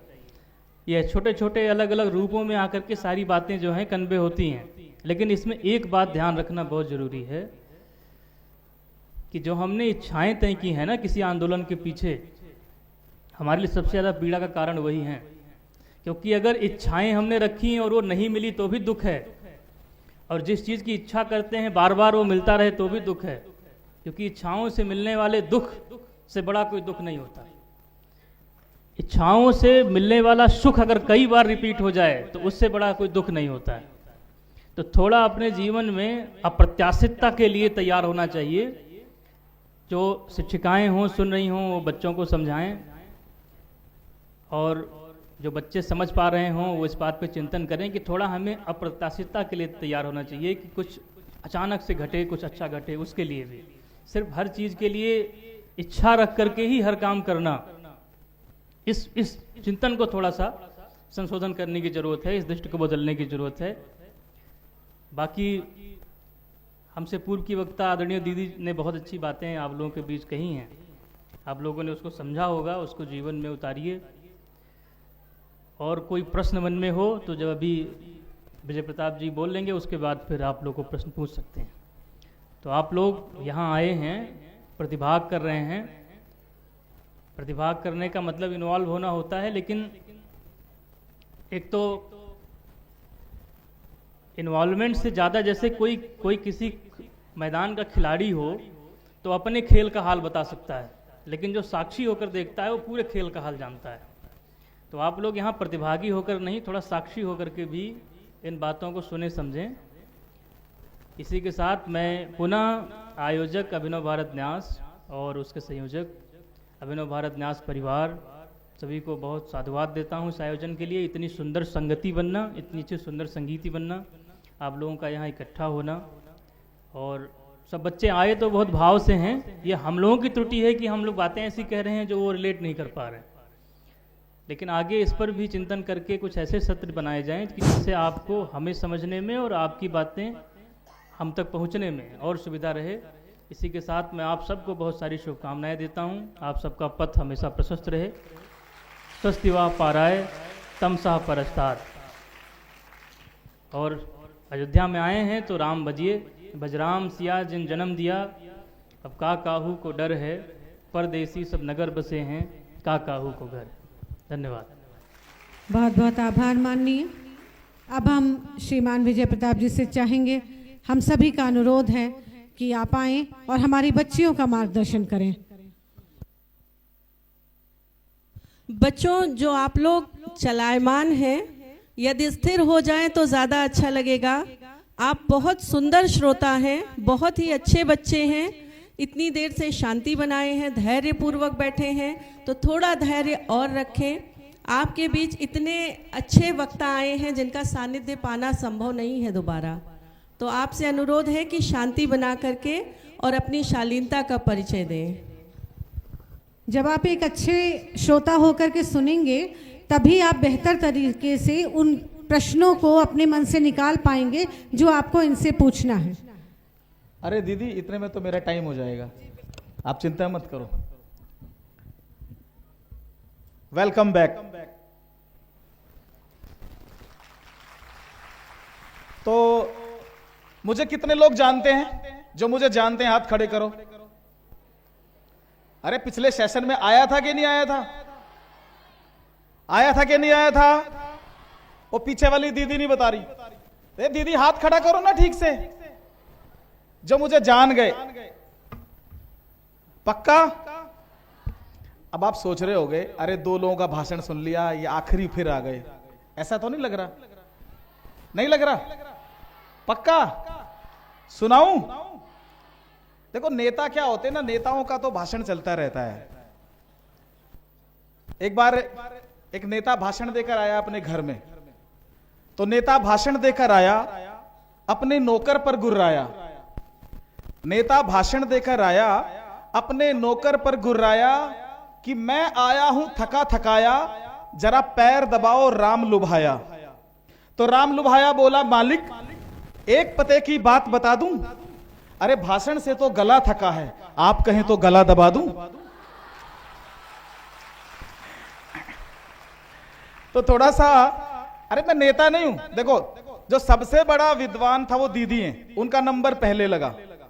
उनसे थोड़े छोटे विद्वान होंगे तो अरुण जी है, उनका नंबर लगा। मैं तो बिल्कुल छोटा हूं भाई। 1:30 बजे भोजन का टाइम है, भूख भी लगी होगी आप लोगों को, है ना? देखो, आप लोगों के मन की बात या तो मैं सुन सकता हूं या तो मोदी जी सुन सकते हैं। मन की बात मोदी जी भी सुनते हैं ना, दूसरा मैं सुन रहा हूं। चिंता मत करो, 15 मिनट में खेला होगा, खत्म। अगर देखो, एक मूवी 3 घंटे की होती है, अगर इस स्क्रीन पर सैयारा चल रही होती ना, आप चुपचाप बैठ के देख रहे होते। सैयारा मूवी चल रही होती तो 3 घंटे चुपचाप बैठ के पॉपकॉर्न खाते हुए फिल्म देख रहे होते, है कि नहीं? कल परम सुंदरी भी देखी होगी आप लोगों में से, कल ही रिलीज हुई है, मैं देख कर आया हूं, चिंता मत करो। वहां भी नारी शक्ति का सशक्त उदाहरण था उस फिल्म के अंदर, और यहां भी नारी शक्ति का सशक्त उदाहरण है। बस थोड़ी सी देर और बैठो। देखो, मैं ज्यादा भाषण भूषण नहीं करूंगा, थोड़ा सुनते रहो जो भी कुछ है। अब पिछले सत्र में एक प्रवक्ता बोलकर गए थे कि भाई अगले सेशन के अंदर नीचे वालों का भी सुनना है। बस थोड़ी सी सुनने सुनाने की बात कर लेता हूं। आप लोगों में से कोई एक बहन खड़ी हो जाओ जो झांसी की रानी, अपने को झांसी की रानी मानती है। एक बहन खड़े हो जाओ। बहुत बढ़िया, बहुत दूर खड़ी है, तेरी आवाज कैसे आएगी मेरे पास? बहुत सुंदर। ये होता है नारी शक्ति का उदाहरण। एक दीदी ने कहा कि अपने लिए भी तालियां बजाओ। अरे वो अरे भैया वो दीदी ने कहा था अपने लिए तालियां बजाओ, मैं थोड़ी कह रहा हूं। मैं ताली नहीं बजवा रहा आपके लिए, मैं आपके लिए एक नारा बना के लाया हूं, नारा सशक्त। जैसे मैं बोलता हूं, दीदी आप खड़े रहना थोड़ी देर, ठीक है, आपका नंबर अभी आएगा। एक नारा बनाता हूं, मैं बोलता हूं, मेरे पीछे बोलना है आप लोगों ने। मैं बोलूंगा फूल नहीं चिंगारी है, तो आप क्या बोलोगे? हम भारत की नारी हैं। मैं बोलूंगा फूल नहीं चिंगारी है, आप बोलोगे हम भारत की नारी हैं। फूल नहीं चिंगारी है, अरे फूल नहीं चिंगारी है। पीछे वाले दीदी नारी, आवाज नहीं आ रही पीछे से, जोर से नारा लगाओ। अब दोनों मुट्ठी बांध के नारा लगाना, फूल नहीं चिंगारी है, अरे फूल नहीं चिंगारी है। बहनों के लिए बोलते हैं कि ये जो महिलाएं होती हैं ये बड़ी अबला होती हैं, बड़ी बोलते हैं ना कि अबला नारी। कितना ये पुरुष प्रधान समाज कैसे बोल देता है, तो ये अबला नहीं है। एक दूसरा नारा आपके लिए है, मैं बोलूंगा अबला नहीं तूफान है, तो आप बोलोगे हम भारत की शान है, ठीक है। अबला नहीं तूफान है, अबला नहीं तूफान है। अच्छा लगा? ताली से तो अच्छा ही है, तो एक बार ताली बजा दो अपने लिए। चलो अब दीदी का नंबर आ गया, तो दीदी अपना नाम बताओ। दिव्यांशी श्रीवास्तव। अपने पिताजी का नाम बताओ। उनके पिताजी का नाम बताओ। उनके पिताजी का नाम बताओ। ले, उनके आगे नाम ही नहीं पता। अच्छा, भगवान राम को जानते हैं ऐसे कितने लोग हैं? हम भगवान राम को जानते हैं। देखो भगवान राम कितने लाख साल पहले धरती पर आए, उनका नाम जानते हैं, और 2 पीढ़ी के बाद का नाम याद नहीं है। बताओ मैं गलत कह रहा हूं, सही कह रहा हूं? अच्छा, इसके आगे और कौन सी दीदी खड़ी होगी जो इसके आगे की पीढ़ी का नाम बताएगी? हाँ, खड़े हो जाओ दीदी, चलो बैठ जाओ बहन, बैठ जाओ। अपना नाम बताओ। बहन आवाज ही नहीं आई। अच्छा, माइक आ रहा आपके लिए, चिंता मत करो। चलो अपना नाम बताओ। सृष्टि पांडे। पिताजी का नाम? मिस्टर अशोक कुमार पांडे। उनके पिताजी का नाम? मिस्टर राम सुमिरन पांडे। उनके पिताजी का नाम? मिस्टर राम अवध पांडे। उनके पिताजी का नाम? बस। अरे भैया चलो रामायण से नीचे आ जाता हूं। 5000 साल पहले इस धरती पर महाभारत हुई थी। महाभारत हुई थी कि नहीं हुई थी? 5000 साल पहले भगवान कृष्ण आए थे धरती पर।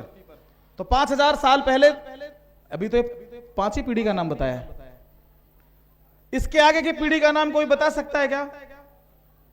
चलो ठीक है, झांसी की रानी का नाम हम जानते हैं। ऐसे कितने लोग हैं रानी लक्ष्मीबाई को जानते हैं? देखो 200 साल पहले वाले का भी नाम जानते हैं, और 5 पीढ़ी के बाद खेला हो बे, खत्म खत्म। एक बोलता है ना खत्म, याद आया ना? ऐसे ही खत्म हो गया क्या सब? 200 साल पहले का नाम याद नहीं है। राम प्रसाद बिस्मिल, चंद्रशेखर आजाद, भगत सिंह, ये कितने साल पहले आए? 100 साल पहले। विवेकानंद जी का नाम जानते हैं? जानते कि नहीं जानते? क्यों जानते हैं? राम प्रसाद बिस्मिल का नाम जानते कि नहीं जानते? भगत सिंह का नाम जानते कि नहीं जानते? जीजाबाई का नाम जानते कि नहीं जानते? क्यों जानते हैं? क्योंकि इन्होंने इस भारत के लिए कुछ किया है, इसलिए इनका नाम जानते हैं।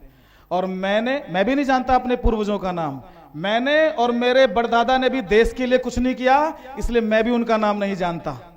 इसलिए देश के लिए कुछ करना है तो ही दुनिया, ये आने वाली दुनिया आपका नाम याद रखेगी। इसलिए आने वाले दिनों में कुछ करके जाना है कि नहीं जाना है?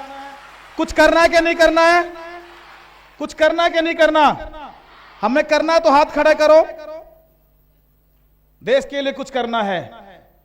बुंदेले हर बोलो की हमने सुनी कहानी थी, और खूब लड़ी मर्दानी वो तो, खूब लड़ी मर्दानी वो तो, तो झांसी वाली रानी की तरह बनना है कि नहीं बनना, बनना है कि नहीं बनना, बोलो।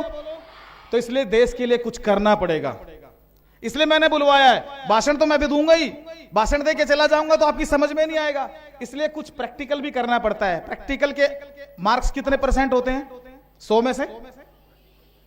तो मैंने उतना तो प्रैक्टिकल करा लिया। अब आगे बढ़ूं, मूड में हो सुनने के नहीं सुनने के? 1:30 बजे खत्म कर दूंगा, 7 मिनट और बचे हैं, काउंटडाउन चालू है। आयोजकों ने कहा कि भाई साहब आप बोलना, लेकिन आपके पेट का भी सवाल है, इसलिए ज्यादा नहीं बोलूंगा। भूख लगी है, मुझे भी लगी है, आप लोगों को भी लगी है। इस सत्र का नाम था भारत का गौरवशाली इतिहास, हमारी संस्कृति और कुटुंब प्रबोधन। तो कुटुंब कैसा होना चाहिए, ये परिवार कैसा होना चाहिए, ये आदरणीय शशि दीदी ने और हमारे मेरे पहले के वक्ता अरुण प्रकाश जी ने आपके सामने। मैं अपने 6 पीढ़ियों का नाम बताऊंगी आपको। तो 8वीं का बताओ दीदी। सर 8वीं का नहीं, मुझे मेरे पापा ने बताया, लेकिन 7 तक बताए हैं उन्होंने। बहुत अच्छा है, बधाई हो आपको, ताली बजा दो इनके लिए। बहुत सुंदर, बैठ जाओ, बहुत अच्छा है। आपके नाम की ताली बजवा दी मैंने, इसलिए 8वीं पीढ़ी का नहीं पूछूंगा अभी। दीदी को भी ध्यान में तो आई मेरी बात, कम से कम अभी इनके ध्यान में आया कि इसके आगे पीढ़ी बढ़ानी थी, इसलिए अपने घर की पीढ़ी भी बढ़ाओ, अभी बढ़ानी पड़ेगी, तभी देश आगे बढ़ेगा। तो ये भारत एक ऐसा देश है, मैंने पिछले सत्र में कहा था कि हम भारत को मां क्यों बोलते हैं, बोला था कि नहीं बोला था? भारत को मां क्यों बोलते हैं, यहीं से शुरू कर देता हूं। हम भारत को मां इसलिए बोलते हैं कि हमारे शास्त्रों में कहा गया है कि माता भूमि पुत्रो अहम पृथिव्या, ये मातृभूमि मेरी माता है और हम इसके पुत्र हैं, इसलिए हम भारत को मां बोलते हैं। आपने कभी कोई देश सुना है क्या? आपने कभी सुना है पाकिस्तान माता की जय? आपने कभी सुना चाइना माता की जय? आपने कभी सुना इंग्लैंड माता की जय? आपने कभी सुना नाइजीरिया माता की जय? आपने सुना कभी अफगानिस्तान माता की जय? आपने केवल एक ही सुना है, वो है भारत माता की, भारत माता की, भारत माता की। ये भारत एक ऐसा देश है भाई और बहनों जहां भारत को मां बोलते हैं। बाकी दुनिया के अंदर ऐसा कोई भी देश नहीं है जहां भारत को मां बोला जाता है, जहां भारत को मां की संज्ञा दी जाती है। इसलिए हम कहते हैं माता भूमि पुत्रो अहम पृथिव्या, ये मातृभूमि मेरी माता है और हम इसके पुत्र हैं। इस प्रकार का भाव रखने वाला ये देश है, इस प्रकार के संरक्षण करने वाला ये देश है, इस प्रकार की श्रद्धा रखने वाला ये देश है। यह दुनिया का एकमात्र देश है, इस भारतवर्ष के अंदर सबसे पहले शकों ने, फिर हूणों ने, फिर कषाणों ने, फिर मुगलों ने, उसके बाद अंग्रेजों ने इस भारतवर्ष पर आक्रमण किया। ये भारत का गौरवशाली नौजवान था, ये भारत के क्रांतिकारी महिलाएं थी, हमारी क्रांतिकारी स्त्रियां थी। इन्होंने भारत के 1200 वर्षों तक अपने ऊपर का कालखंड झेला, आक्रमण का कालखंड झेला, लेकिन कोई भी माई का लाल इस भारत को गुलाम नहीं बना पाया। कि जब तक इस देश के अंदर नारी शक्ति जीवित थी, तब तक इस देश पर लोगों ने आंख उठाई, उनकी आंखें निकाल करके इस नारी शक्ति ने इस देश के बाहर भेज दिया, लेकिन भारत को कभी गुलाम नहीं होने दिया। ये हमारी मानसिकता खराब है जो हम बोलते हैं कि भारत गुलाम था। ये भारत कभी गुलाम नहीं रहा। इस भारतवर्ष ने 1200 वर्षों तक संघर्षों का कालखंड झेला है। आज हम बैठे हैं कि नहीं बैठे हैं? हम स्वतंत्र रूप से हैं कि नहीं है? अगर भारत गुलाम होता तो आज भी आप गुलाम होते, लेकिन भारत कभी ना गुलाम था, ना भारत कभी गुलाम है, और ना कोई माई का लाल भारत को गुलाम बना सकता है। इस देश की नौजवान पीढ़ी जब तक इस देश के अंदर जीवित है, इस देश का क्रांतिकारी जब तक इस देश के अंदर जीवित है, जब तक इस देश के अंदर नारी शक्ति जीवित है भाई और बहनों, तब तक भारत को कोई गुलाम नहीं बना सकता। बस एक बात का दुख है कि अमन बेच देंगे, चमन बेच देंगे, कली बेच देंगे, सुमन बेच देंगे, मरघट पर बैठे ये फर्जी हरिश्चंद्र मौका मिला तो कफन बेच देंगे, और कलम के सिपाही अगर हो गए गफलत तो ये वतन के सिपाही वतन बेच देंगे।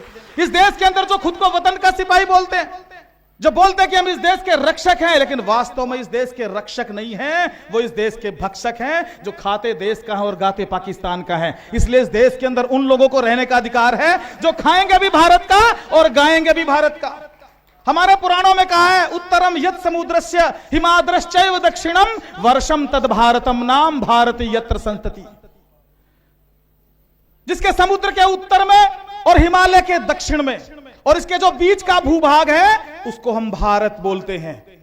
यानी अलग भाषा अलग वेश, फिर भी अपना एक देश। भाषा अनेक और देश, बोली अनेक और देश, वेशभूषा अनेक और देश, संस्कृति एक। एक जन, एक राष्ट्र और एक संस्कृति वाला देश पूरी दुनिया के अंदर कोई है तो भारत है। यह भारत का इतिहास है। इस भारत के वर्ष के अंदर समय समय पर अलग अलग ऋतुएं आती हैं, अलग अलग मौसम आता है, अलग अलग परिभाषाएं होती हैं। यानी इस प्रकार का ऐतिहासिक देश ये भारत है। लेकिन इस भारतवर्ष को हम सोने की चिड़िया बोलते थे, इस भारत को हम विश्व गुरु बोलते थे। ये वही भारत है जिसने पूरी दुनिया को शून्य का ज्ञान दिया। ये वही भारत है जिसने पूरी दुनिया को दशमलव का ज्ञान दिया। ये वही भारत है भाई और बहनों जिसने पूरी दुनिया को पाई का मान दिया, आयुर्वेद का ज्ञान दिया, योग का ज्ञान दिया। ये वही भारत है जहां सबसे पहले अगर सूर्य की किरण किसी धरती पर पड़ती है तो इस भारत भूमि की धरती पर पड़ती है।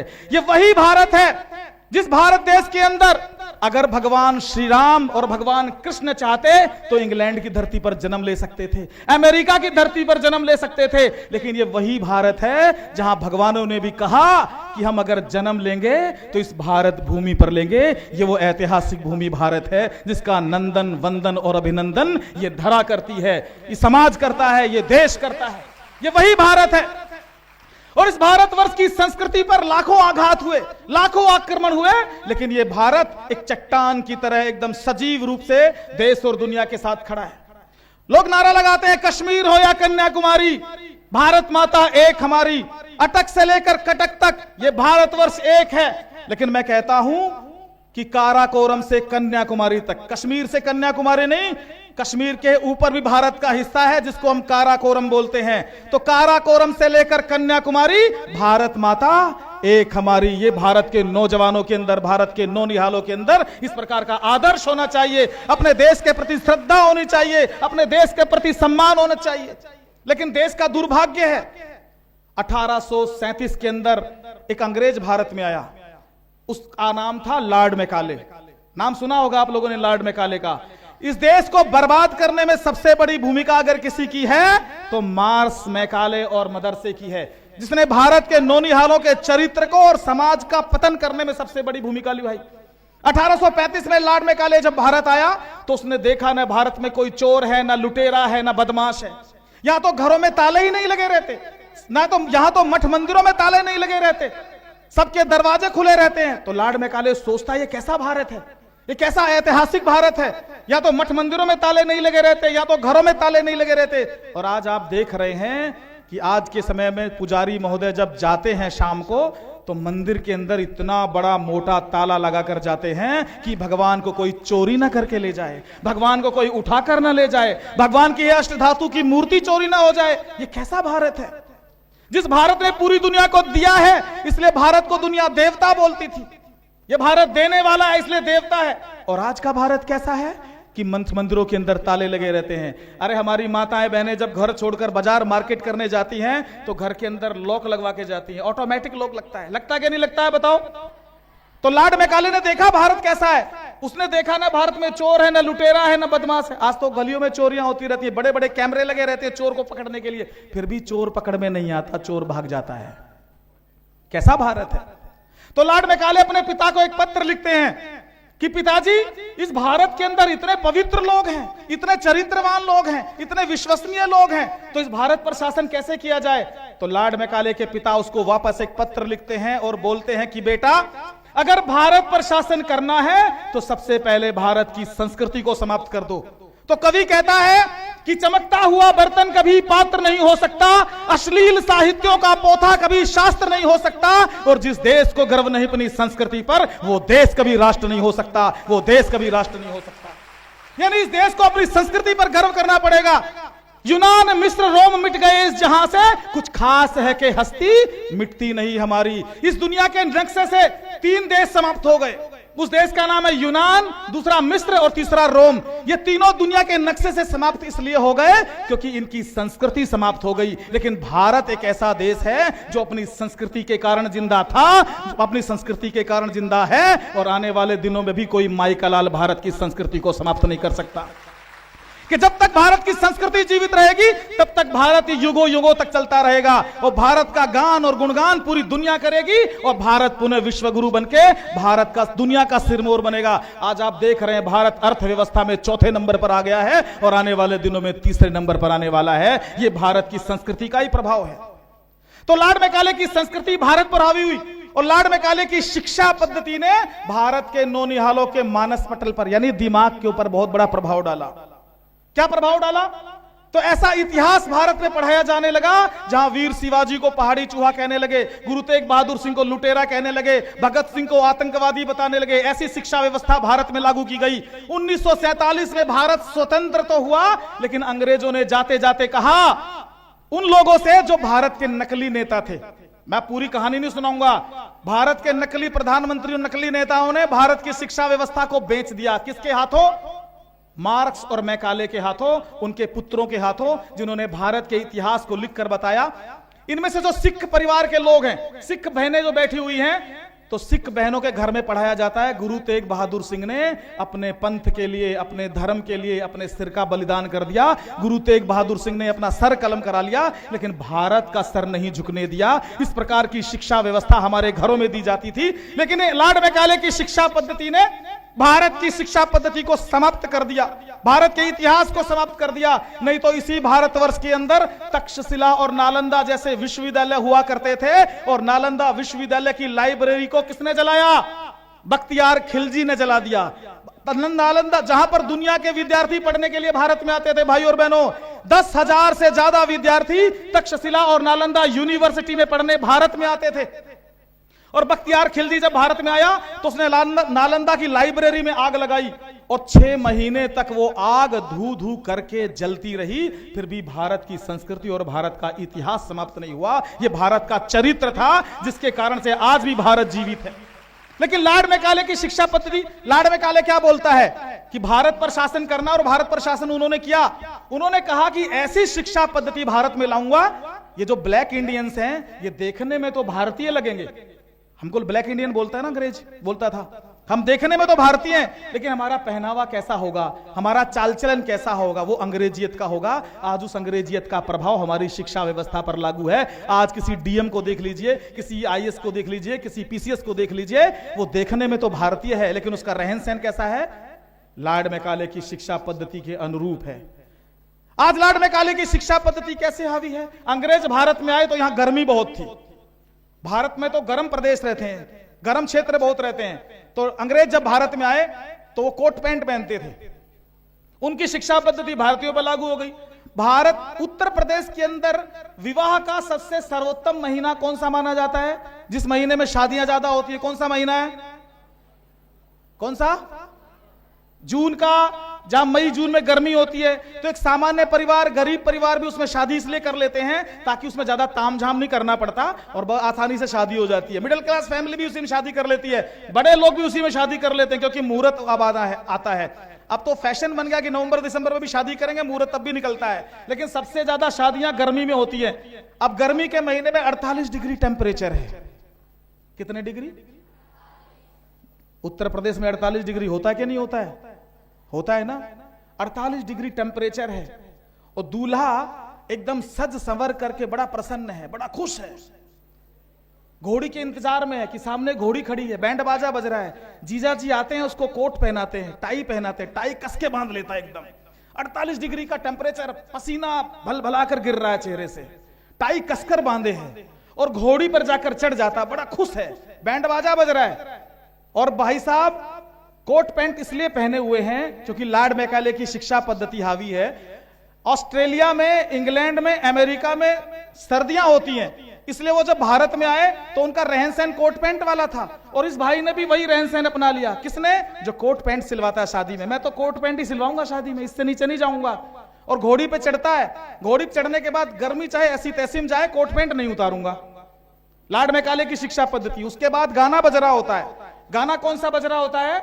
आज मेरे यार की शादी है, ट्रेडिशनल गाना है ये। एक नागिन वाला बजता है और एक आज मेरे यार की शादी है। 2 गाने फेवरेट है शादियों के, चाहे कितना भी अमीर आदमी हो, चाहे कितना भी गरीब आदमी हो, गाना बज रहा है, आज मेरे यार की शादी है और नीचे उनकी 90 साल की दादी डांस कर रही होती हैं, आज मेरे यार की शादी है। ऊपर जो लड़का बैठा उसकी उम्र है 25 साल, लेकिन वो उनका यार है, क्योंकि शिक्षा पद्धति किसकी है? लाड मेकाले की।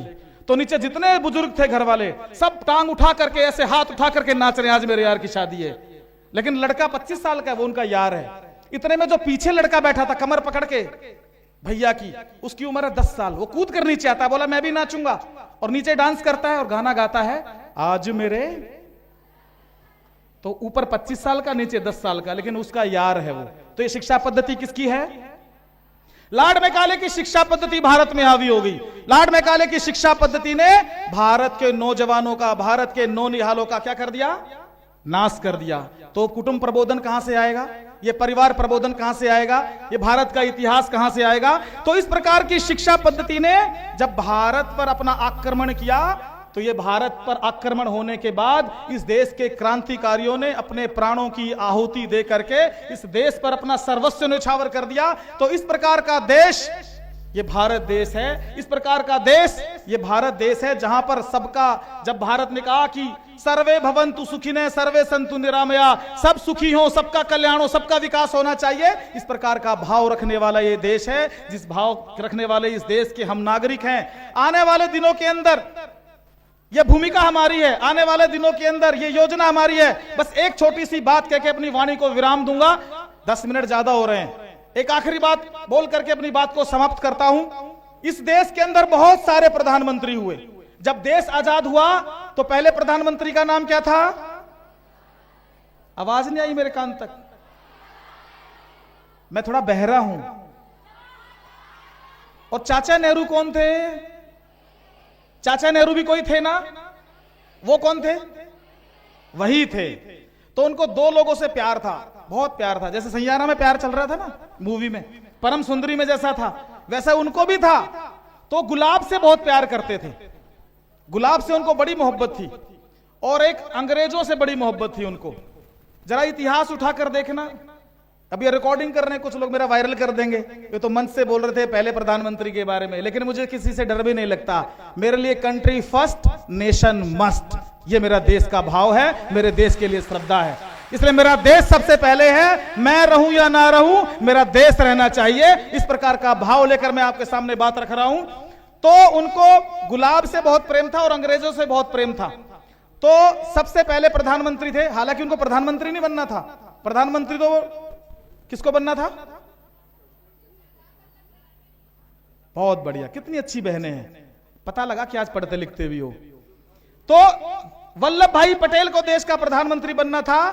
1 वोट पड़ा था जवाहरलाल नेहरू को और 16 वोट पड़े थे वल्लभ भाई पटेल को। लेकिन देश का प्रधानमंत्री कौन बना?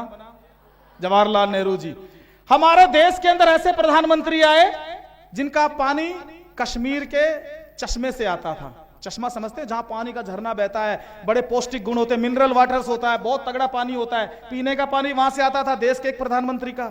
उनके कपड़े धुलने के लिए पेरिस में जाते थे, उनका ब्रेकफास्ट किसी अन्य देश से होता था। यह भारत देश है।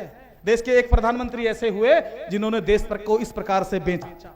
एक प्रधानमंत्री देश में ऐसे हुए कि देश में भुखमरी का कालखंड आ गया। एक प्रधानमंत्री देश में ऐसे हुए कि उनको देश का सोना गिरवी रखना पड़ा। उस प्रधानमंत्री का नाम खोजना, आप देश का सोना गिरवी रख दिया। एक प्रधानमंत्री देश में ऐसे हुए जो बेचारे अपने आप तो चलते ही नहीं थे। वो इटली की एक मैडम उनको चलाती थी, जब वो बटन दबाती थी तब वो धीरे धीरे खसकते थे, बोलते भी नहीं थे। अच्छे अर्थशास्त्री तो थे लेकिन चल ही नहीं पाते थे, रिमोट से चलते थे। एक प्रधानमंत्री ऐसे हुए। और एक प्रधानमंत्री 1998 में ऐसा आया जिसने कहा कि स्वप्न देखा था जो हमने, अब वही धड़कन में है, एक नया भारत बनाने का इरादा मन में है, एक नया भारत बनाने का इरादा मन में है। उन्होंने राजस्थान में पोखरण परीक्षण करके दिखाया। जो अमेरिका, भारत के प्रधानमंत्री को अमेरिका का राष्ट्रपति अपने स्विमिंग पूल से लेकर अपने बेड, उस कांग्रेस परिवार के बच्चे से मैंने कहा, किसकी सरकार? मैंने नहीं बोला, वो बच्चा बोल रहा था ये बात के अंदर आया। और हमारा मस्तक, जो हम डरते थे भाई और बहनों, हमारा मस्तक सब सर एकदम खड़ा हो गया, सजना तान करके खड़ा हो गया। हम गर्व से कहने लगे। और राम प्रसाद बिस्मिल की वो पंक्ति कहकर अपनी बात को समाप्त करूंगा इस देश के लिए कि खेलेने दो आज नाव, अरे बहनों, खत्म हो गई मेरी बात। बस ये पंक्ति जरूर याद रखना, अपना घर जाते समय, खाना खाते समय, सोते समय और उठते समय मेरे जीवन में जो पंक्ति बोल रहा हूं, राम प्रसाद बिस्मिल ने जो जेल के अंदर अपने नाखूनों से लिखी थी, ना किसी कलम से लिखी, ना किसी दवात से लिखी, ना किसी पेन से लिखी, ना किसी स्याही से लिखी, अपने नाखून के पंजों से उन्होंने एक पंक्ति लिखी थी। उस पंक्ति को अपने दिल में बसा लेना, अपने दिल को बताते रहना, धड़काते रहना और बोलते रहना कि खेले ने दो आज नाव, कल कर पतवार रहे न रहे, जीवन सरिता में फिर शायद ऐसी धार बहे न बहे, जीवन की अंतिम सांसों तक है बिस्मिल की अभिलाषा यही, तेरा वैभव अमर रहे माँ, हम दिन चार रहे न रहे, तेरा वैभव अमर रहे माँ, हम दिन चार रहे न रहे। भारत माता की, भारत माता की, भारत माता की। बहुत बहुत धन्यवाद। बहुत बहुत धन्यवाद सर आपका। आपके ओजस्वी भाषण से हमारी बालिकाएं जो है बहुत प्रेरित हुई।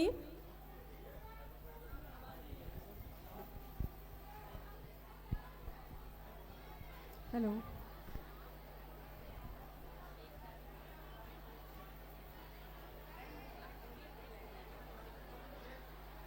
बच्चों 1-1.5 मिनट का कार्यक्रम और थोड़ा शांति बनाए रखिए और बैठ जाइए। अब मैं अपने आदरणीय अतिथियों के स्वागत सम्मान के लिए आमंत्रित करती हूँ मनोरमा साही जी को। मनोरमा साहू जी अध्यक्ष महिला शिक्षक संघ की हैं अयोध्या की, जिन्हें मैं आमंत्रित करती हूँ आदरणीय शशि दीदी जी का स्वागत सम्मान करने हेतु।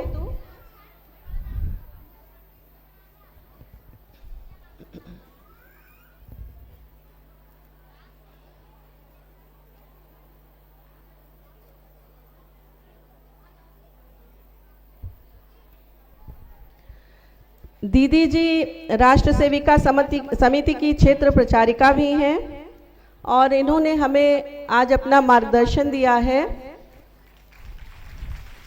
आपका बहुत बहुत अभिनंदन है।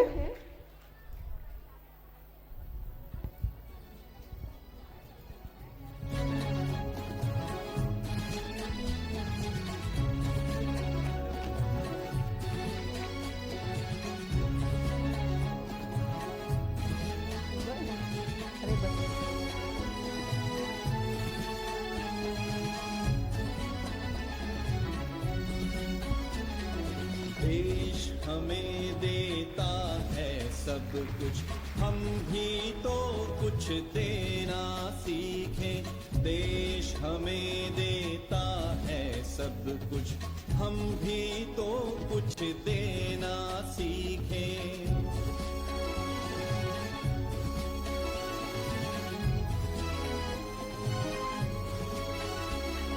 सूरज हमें रोशनी देता, हवा नया जीवन देती है। बहुत बहुत धन्यवाद दीदी जी, आपने अमूल्य समय दिया इसके लिए। अब मैं अभिनव सिंह राजपूत जी से को आमंत्रित करती हूं कि वो श्री विजय प्रताप जी को सम्मानित करें। श्री विजय प्रताप जी, जिनके ओजस्वी भाषण से हमारी बालिकाएं एकदम ओतप्रोत एकदम खुश हो गई, एकदम किस राष्ट्र की भावना से भर गई। सर आपका बहुत बहुत धन्यवाद।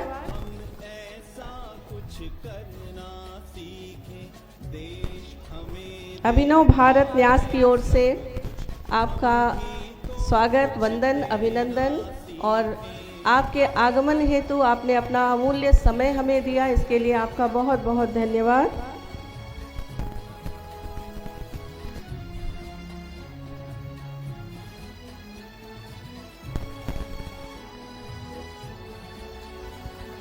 पथिकों को तपती दोपहर में पेड़ सदा देते हैं छाया।